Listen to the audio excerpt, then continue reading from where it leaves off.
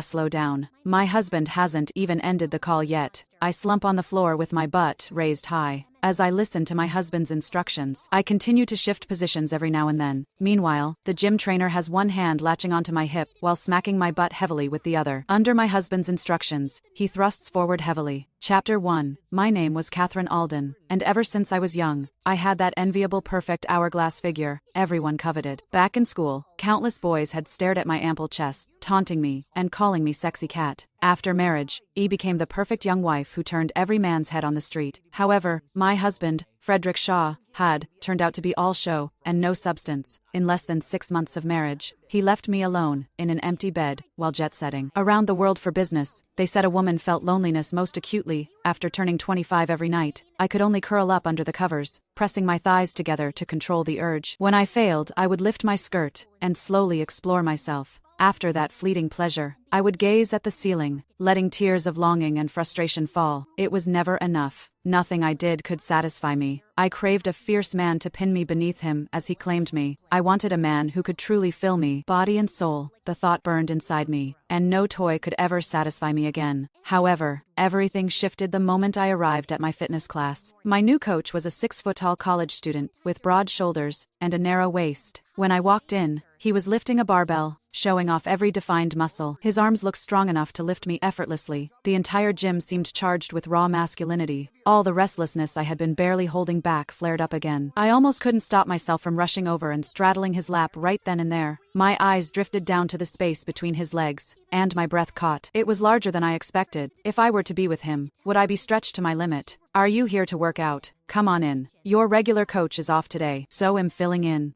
Samuel Wolf. His words snapped me out of my thoughts. I lowered my flushed face, trying to hide the thoughts I'd just had about his young, toned body. Oh, okay, all right, let's get started. First, sit on this exercise ball, and we'll do a few warm-up moves. Samuel brought the ball over. I sat down, following his gesture, but my poor balance made me wobble all over the place. With a sudden lurch forward, I crashed into his firm chest. The scent of his masculinity hit me immediately. I hadn't been this near a man in ages, and suddenly, every part of me thrummed with anticipation. Be careful. Fearing I would stumble, Samuel reached out to steady my waist. His strong hands enclosed my slender frame, and when they brushed against the sides of my chest, tingling heat shot through me. I felt completely at his mercy, as if a single misstep could make me melt right into his arms. Next, engage your core and lean over this exercise ball. He was completely focused on the exercise, unaware that his touch had already ignited my body and left my cheeks burning with heat. Chapter 2. I shook my head. Click the link in my bio to get the full story for free.